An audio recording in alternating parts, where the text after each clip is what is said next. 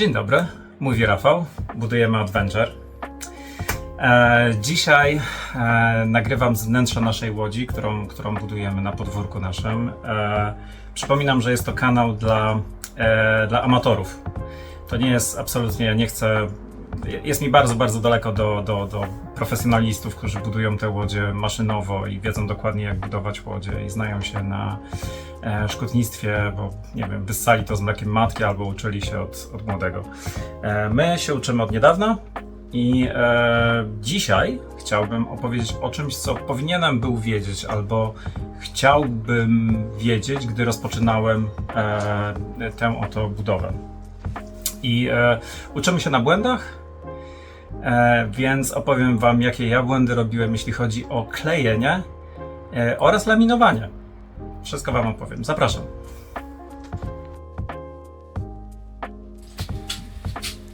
Ok, zaczynamy od klejów. Generalnie łodzi nie klei się klejami takimi, którymi się klei normalnie meble. Muszą to być kleje wodoodporne i nie nasiąkające wodą, nie przechwytujące wilgoci z atmosfery oraz generalnie jak rozlejesz na nich wodę, to chodzi o to, żeby tam nic nie wsiąkło w środek, więc one muszą być takie zamknięto-komórkowe. Co to oznacza? Oznacza to, że jeżeli jest bąbelek w kleju, to on jest zamknięty, nic do środka nie wchodzi, on nie jest takim półotwartym jak gąbka, tylko jest zamkniętą taką skorupą. I w takiej mikroskali to tak działa, a w makroskali polega to na tym, że po prostu dany klej nie będzie nasiąkał wodą, nie będzie przetrzymywał jakichś kropli wody gdzieś tam zmagazynowanych, które nie daj Boże zimą mogłyby na przykład, nie wiem, urosnąć i dana część mogłaby się rozkleić. Używam 3 klejów, a właściwie 4, jeżeli włączymy w to żywicę. I pokażę Wam każdy z tych klejów i scharakteryzuję każdy z tych klejów. Zaczynamy. Ok, klej numer 1, klej poliuretanowy. Czym się charakteryzuje poliuretan? Nie wiem, czy kojarzycie tego typu pianki poliuretanowe albo pianki takie montażowe, którymi, nie wiem, wysokoprężne albo niskoprężne, na które się montuje okna. Generalnie to jest bardzo podobna substancja. Charakteryzuje się tym, że to jest jednoskładnikowy klej i ona wiąże się wilgocią z powietrza. Ten akurat klej, ja nie reklamuję go, żeby nie było. Ten akurat klej charakteryzuje się czymś takim, że on troszkę zwiększa swoją objętość po nałożeniu. Czyli on robi takie delikatne pęcherzyki, które rozpierają ten klej i w momencie, kiedy go aplikujemy w jakąś szparę, próbujemy dopasować 2 elementy, to ten klej będzie wychodził z tej szpary, więc on jest takim klejem jakby brudnym, bo on robi nam bałagan. Jeżeli zostawicie te elementy, które wystają, to trzeba to będzie spiłować, zeszlifować, cokolwiek. Natomiast polecam ten klej, bo on jest bardzo szybki w aplikowaniu. Po prostu otwieramy kapkę,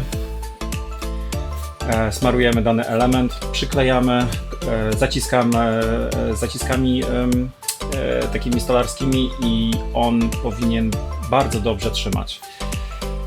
Czas schnięcia to jest około 1 dnia. Ja zawsze zostawiam generalnie jakieś elementy na 1 dzień pod ściskiem i to w przypadku każdego kleju działa, więc to jest taki najlepszy środek, jaki jest możliwy. Więc trzeba zaplanować sobie front robót w taki sposób, że jeżeli coś zrobisz, zaciśniesz to zaciskami, to musi zostać na jedną całą dobę. Polecam klej poliuretanowy. Niekoniecznie ta firma, nikt mnie nie sponsoruje. Klej poliuretanowy.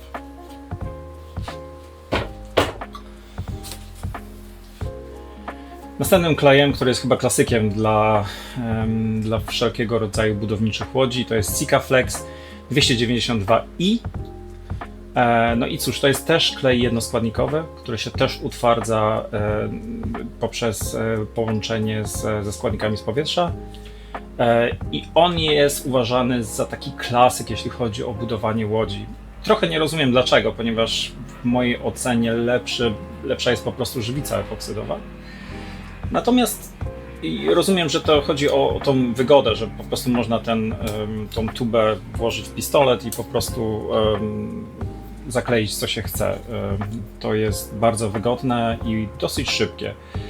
Według dokumentacji schnie to kilka godzin, natomiast utwardza się kilka godzin, natomiast ja polecam zostawić ponownie na jedną dobę pod ściskiem każdy element. Oczywiście pamiętajcie o tym, aby dane elementy przed montażem odtłuścić i oczyścić. W odwrotnej kolejności. Oczyścić i odtłuścić. Wasze ręce mogą zostawiać olej na takich nawet drewnianych czy piankowych elementach, która jest niewidoczna. A później tam jest problem, żeby klej złapał przyczepność, więc do odtłuszczania polecam albo alkohol, albo jakikolwiek rozpuszczalnik.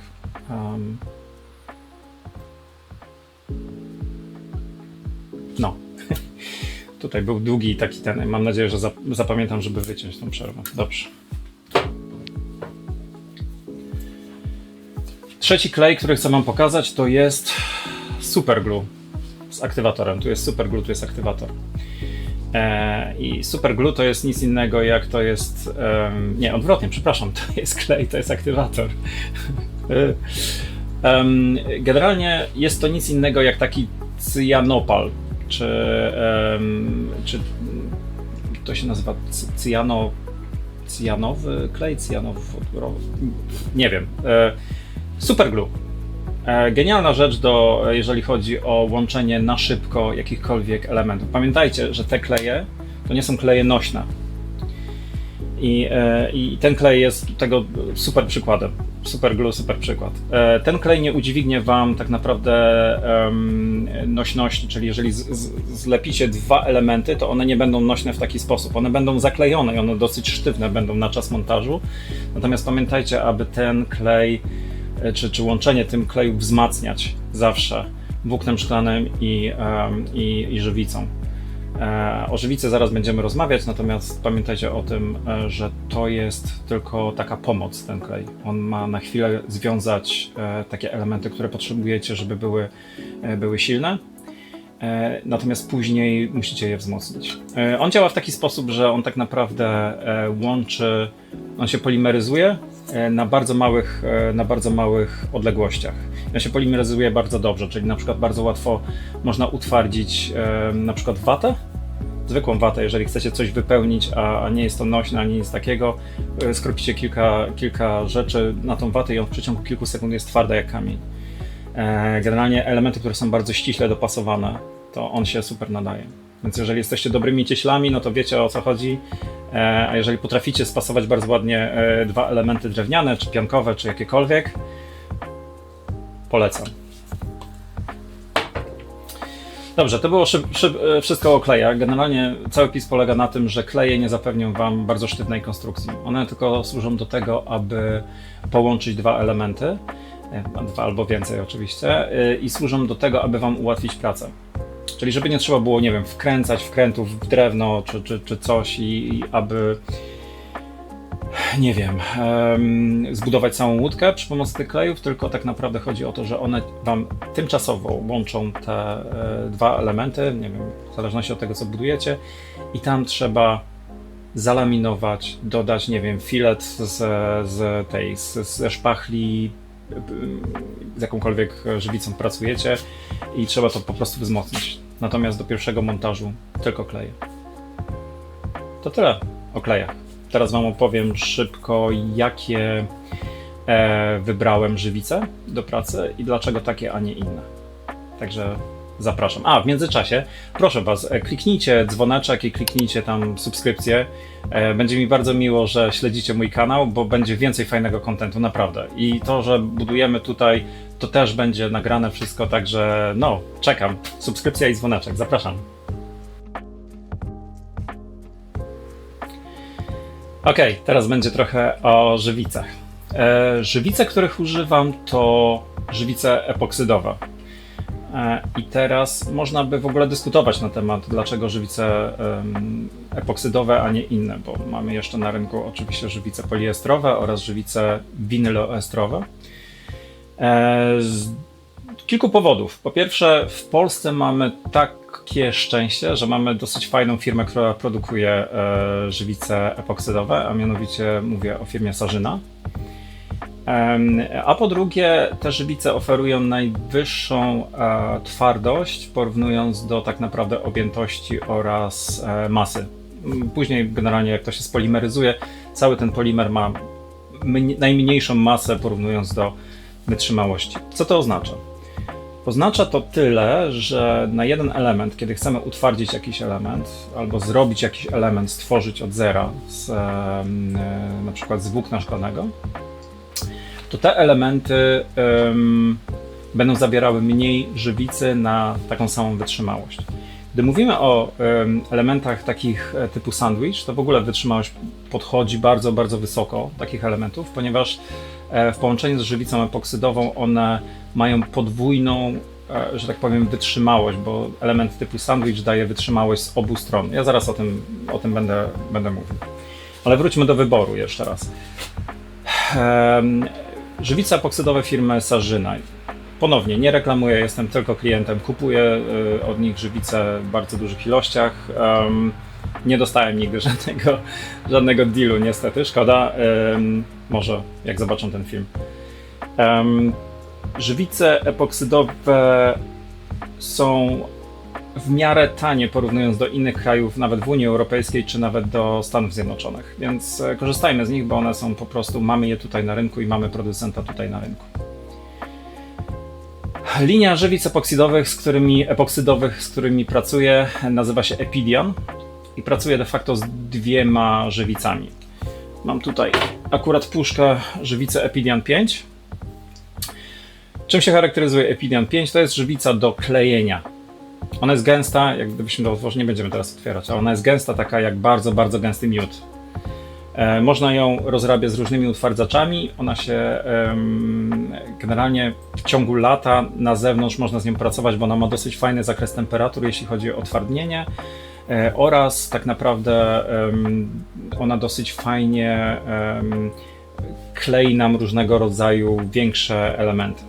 Ale ma swoje wady, ponieważ sama ona jest zbyt lejąca się, zbyt mało lepka do tego, aby wykonać klejenie takie rozsądne. I do tej żywicy możemy dodawać różnego rodzaju utwardzacze oraz różnego rodzaju takie rzeczy, z którymi można tą żywicę wymieszać i wtedy mamy kompozyty. Ja używam dwóch tak naprawdę. Jeden to jest proszek silikatowy, on tutaj nie widać jak on się zachowuje, natomiast jest to nic innego jak taki bardzo drobniutki proszek wykonany z silikonu czy silikatu. To co on robi, on zwiększa taki parametr, który się nazywa thixotropowość żywicy. Co to oznacza? Oznacza to, że z takiej postaci półlejącej, która może spływać wam, on się zmienia w pastę. Taką pastę jak, nie wiem, jak masło orzechowe, coś takiego. Generalnie po zmieszaniu czynnej żywicy, czynna żywica to oznacza żywicę zmieszaną z utwardzaczem. Czyli macie powiedzmy, nie wiem, pół godziny na wykorzystanie. Po zmieszaniu z tym mamy taką konsystencję masła orzechowego i tym można wypełniać różnego rodzaju dziury, wypełniać szpary. To może też służyć do klejenia. Bardzo mocno klei, ma natomiast jedną wadę, a mianowicie kruchość. Generalnie to jest dosyć kruche rozwiązanie. Ono może skleić na przykład, jeżeli nie macie rozrywających sił albo tym bardziej łamiących. Jeżeli macie siły ściskające albo macie, utwardziliście tym jakiś, nie wiem, zastrzał czy jakikolwiek inny element, który podpiera podpórkę, nie wiem, podłużnicę, wręg, to możecie używać tego. To jest też używane do stworzenia tej szpachli takiej, którą się wykonuje na przykład tak zwane filetowanie krawędzi. Więc jeżeli macie krawędź pod kątem prostym, to tutaj pomiędzy tymi dwiema powierzchniami trzeba wykonać takie filetowanie, takie bardzo, żeby było łagodnie tam Chodzi o to, że jak będziecie kłaść później matę szklaną, to żeby to ona się nie złamała w tym miejscu. W miejscu, w którym się mata szklana łamie, ona po pierwsze traci właściwości, bo może się tam rozerwać, a po drugie ona się bardzo często tam odkleja. Więc generalnie trudno kontrolować to. Także polecam filetowanie takich powierzchni 45 stopni. Drugim wypełniaczem, który używam, to jest sproszkowane włókno szklane. Nie wiem, czy to będzie widać. O, to tak wygląda. To są takie drobne kawałki włókna szklanego, które są... O, tu widać. O, tak, widać. Które są mieszane z żywicą. One mogą też być używane, te elementy razem z tym proszkiem silikatowym. Wtedy mamy taką pastę, ale jeszcze dodatkowo wzmocnioną. Więc ona już nie jest taka krucha. Już jak raz włożysz w jakiś element, to ona już tam będzie na zawsze, nie?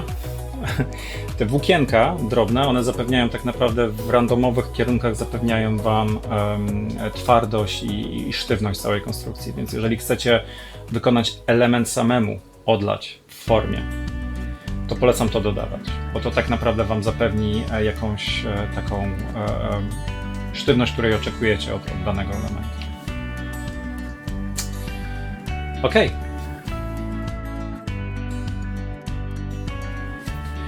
O utwardzaczach kilka słów. Generalnie żywice epoksydowe mają to do siebie, że można je mieszać z różnymi utwardzaczami i te utwardzacze determinują to, jak się taka żywica będzie zachowywać. Innymi słowy, dla uzyskania różnych efektów używamy różnych utwardzaczy. Ja używam chyba tylko 3 czy 4 typów utwardzaczy i tak naprawdę wszystkie utwardzacze dobieram w takim kryterium, aby zaoszczędzić czas. Ja używam de facto do Epidianu 5 używam 2 utwardzaczy. Jeden to jest utwardzacz Z1, dodaje się go chyba w 1/10 mniej więcej, czyli 100 do 10 i 100 chyba do 11 albo 12, w zależności od typu żywicy Epidian. Niewiele, czyli na litr żywicy to jest ta buteleczka powinna starczyć, to jest 100 ml. I to jest generalnie mój główny, że tak powiem, utwardzacz, którego używam razem z Epidianem. Proszę bardzo. Z1. Epidian bardzo fajnie z tym się wiąże i generalnie już po kilku, właściwie po godzinie sama żywica się zaczyna robić, już żelować. I się robi taka, że już można zostawić ją i nie dotykać, ona fajnie sobie zastygnie. Oczywiście, tak jak wspominałem na początku, zaciski stolarskie, aby wszystko trzymało, wszystko było ściśnięte, to o to chodzi. Bo jak je puścicie, to żywica, nawet już taka, którą myślicie, że się żeluje, to ona może się rozejść i no, generalnie to jest takie niedokładnie. Tego też się nauczyłem. Chyba zrobię podsumowanie na koniec tego filmu w ogóle, wszystkiego, czego się nauczyłem. Drugim utwardzaczem, który mam na pokładzie, to jest utwardzacz TFF. Jego się rozrabia w większej ilości, chyba 1/4, ale to musicie sobie to doczytać, czyli 1 część utwardzacza i 4 części żywicy. Dlaczego TFF? Bo TFF się szybciej żeluje. Jeżeli zależy mi na jakiejś szybkiej pracy, to używam utwardzacza TFF. Ja wiem, że one się różnią tam w zależności od temperatur i przeczytałem instrukcję. Wiem dobrze, że też ma inną charakterystykę twardnienia, jeśli chodzi o czas. Natomiast no ludzie, nie robimy przecież zastawki sercowej, tylko budujemy łódkę. No. TFF, jeżeli chcemy utwardzić coś szybciej. Tyle. To są moje utwardzacze.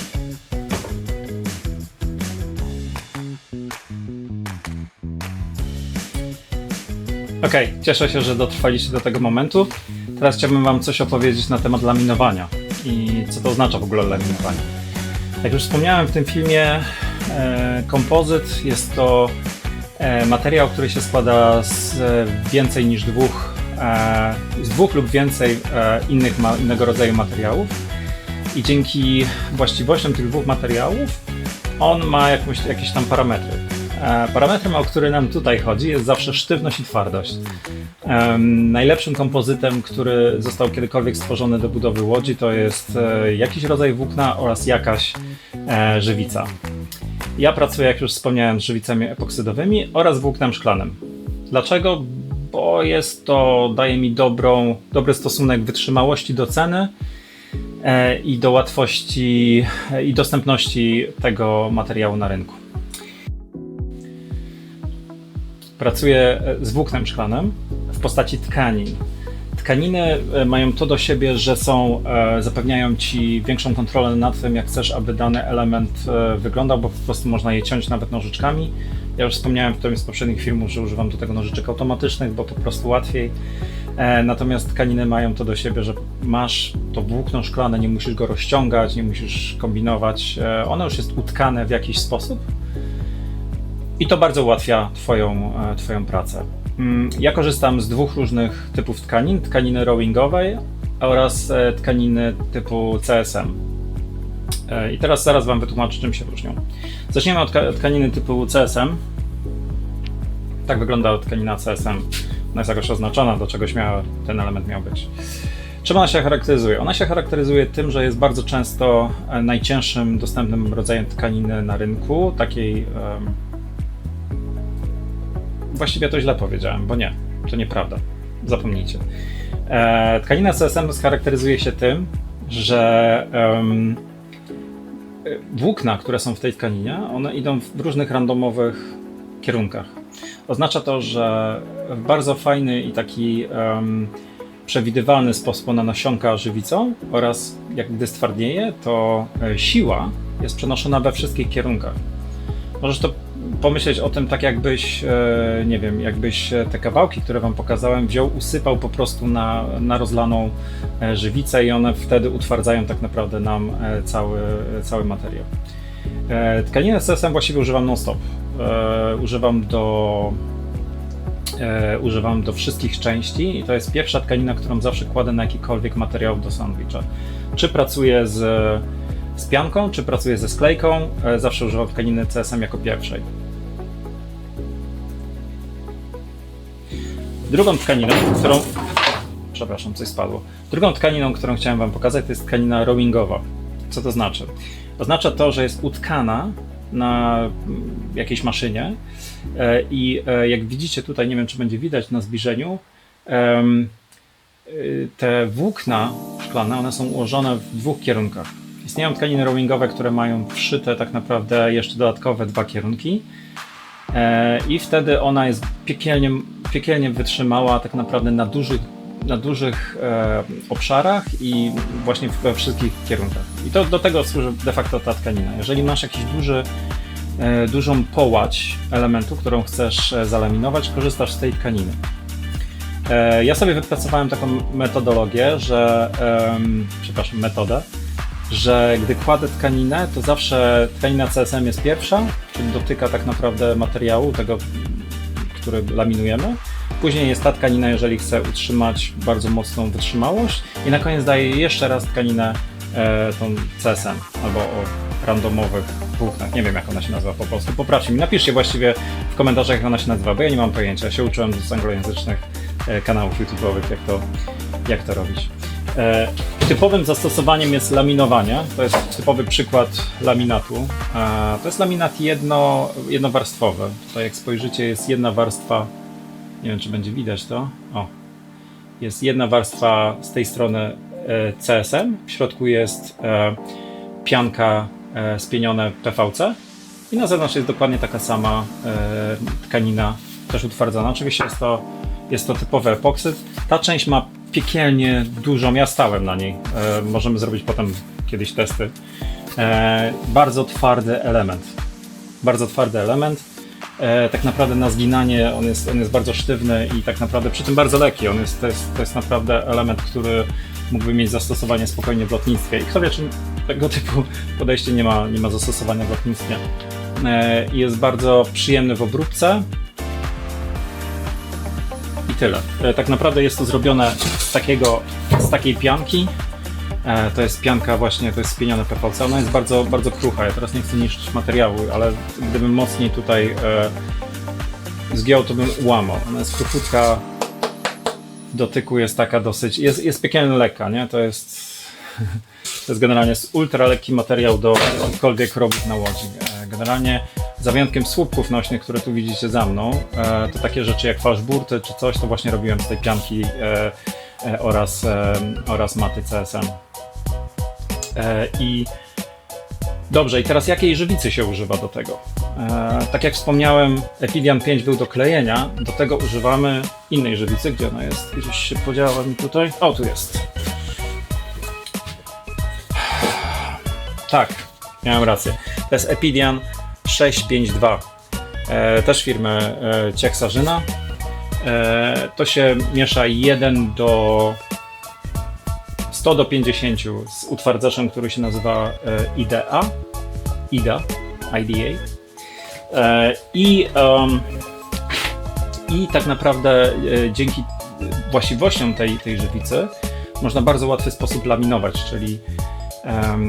czyli tak naprawdę chodzi o to, żeby dokleić tą warstwę szkła, tą warstwę żywicy do materiału tego, który stanowi core tego kompozytu. Jak to się robi? To znaczy, który parametr działa najlepiej, jeśli chodzi o tą żywicę, a mianowicie jej niska lepkość. Czyli ta żywica się leje. To jest taka też żywica do odlewów. Może widzieliście kiedyś, nie wiem, takie reklamy, że tam zrób swój stolik z żywicy, tam możesz napchać jakiegoś śmiecia, zalać to żywicą i to pięknie wygląda. I to faktycznie pięknie wygląda. Jak to dobrze wykończysz, jak to dobrze zalejesz, to właśnie jest ta żywica. I ta żywica się znakomicie nadaje też do laminowania. No i co? Generalnie zasada jest taka, że najpierw malujemy sam obiekt, który będziemy laminować, później kładziemy szkło, znowu żywicę, znowu szkło, tyle razy ile potrzeba. Na koniec to ładujemy coś takiego, co się nazywa tkaniną zdzieralną.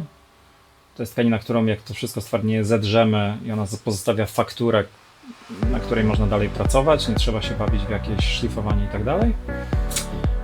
No i niektórzy to pakują wszystko w worki, o takie jak tutaj, mam łódź, i odsysają powietrze stamtąd po to, żeby to wszystko zostało ściśnięte ciśnieniem atmosferycznym. To się nazywa vacuum composite making. Jakkolwiek by się nie nazywało, jest taka metoda, którą można pracować.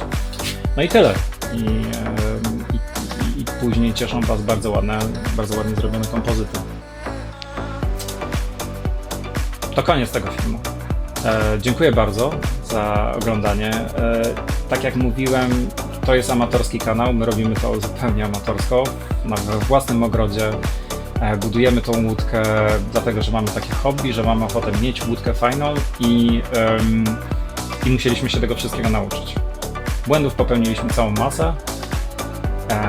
Gdyby nie to, że jest YouTube, to mielibyśmy dużo więcej problemów. Natomiast fajnie, że obejrzeliście ten film.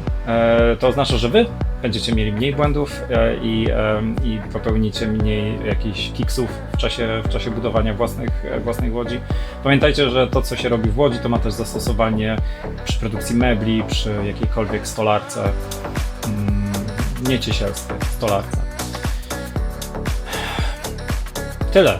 Dziękuję bardzo. Jeszcze raz kliknijcie subscribe i dzwoneczek, to będziecie wiedzieli, kiedy wrzucamy nowe rzeczy, a będą fajne rzeczy na tym kanale, bo nie tylko budowanie łodzi, ale też Emilka składa film z latania samolotem i w ogóle będzie kupa fajnych rzeczy. Także zapraszamy. Na razie.